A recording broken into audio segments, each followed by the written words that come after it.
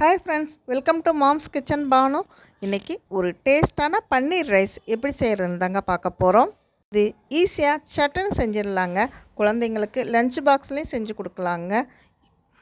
வாங்க இப்போ வீடியோக்குள்ளே போகலாம். வீடியோக்குள்ளே போகிறதுக்கு முன்னாடி நம்ம மாம்ஸ் கிச்சன் பானு சேனலை சப்ஸ்கிரைப் பண்ணுங்கள். மறக்காமல் பெல் பட்டன் கிளிக் பண்ணுங்கள். ஒரு வானலில் 2 ஸ்பூன் ஆயில் ஊற்றிக்கலாம்.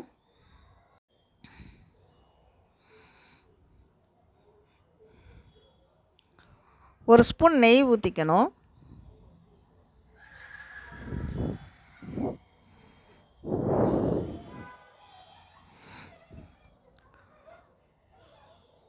ரெண்டு பட்டை, 2 கிராம்பு, ஒரு அன்னாச்சி முக்கு, ஒரு ஏலக்காய், 2 பிரியாணி இலை, இது எல்லாமே போட்டுக்கலாங்க. இந்த மசாலா ஐட்டம்ஸ் எல்லாமே போட்டுக்கணும்.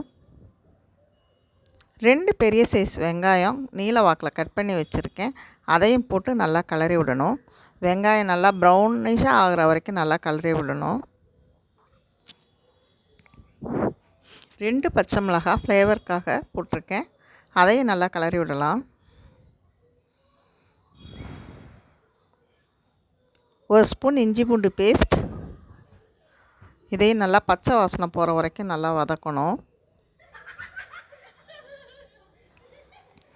ஒரு தக்காளி நல்லா பொடியாக கட் பண்ணி வச்சுருக்கேன்.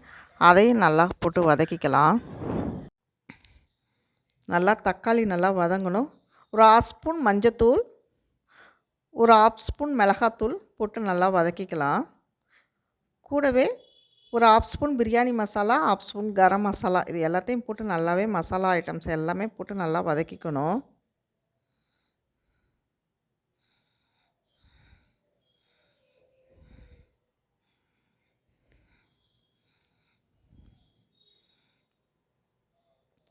ரைஸுக்கு தேவையான அளவு சால்ட் போட்டுக்கலாங்க.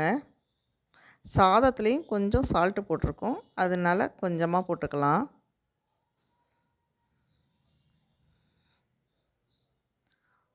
ஒரு ஸ்பூன் தயிர், இதையும் போட்டு நல்லா வதக்கணும்.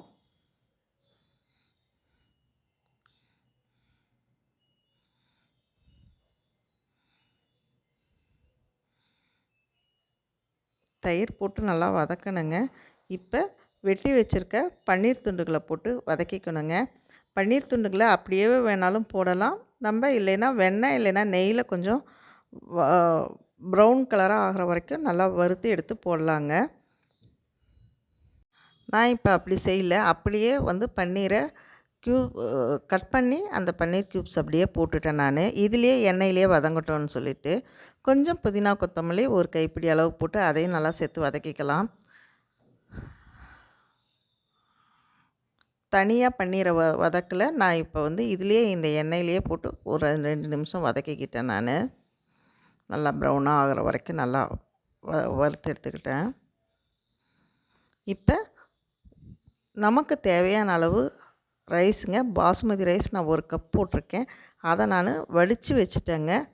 அந்த ரைஸை போட்டுக்கலாங்க. ரைஸ்லேயே லைட்டாக சால்ட்டும் போட்டுக்கிட்டேன் நான்.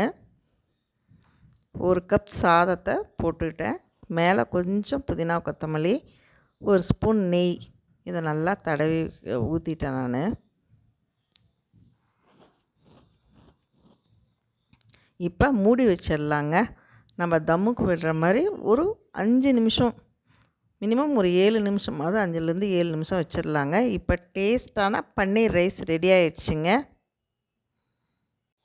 பாருங்கள், நல்லா எவ்வளோ உதிரி உதிரியாக நல்லா டேஸ்ட்டாக வந்திருக்கு பாருங்கள். நல்லா மணமாக இருக்குங்க. இது குழந்தைங்களுக்கு லஞ்ச் பாக்ஸுக்கும் செஞ்சு கொடுக்கலாங்க. இந்த வீடியோ பிடிச்சிருந்தா லைக் பண்ணுங்கள், ஷேர் பண்ணுங்கள், சப்ஸ்கிரைப் பண்ணுங்கள். மறக்காமல் பெல் பட்டன் கிளிக் பண்ணுங்கள்.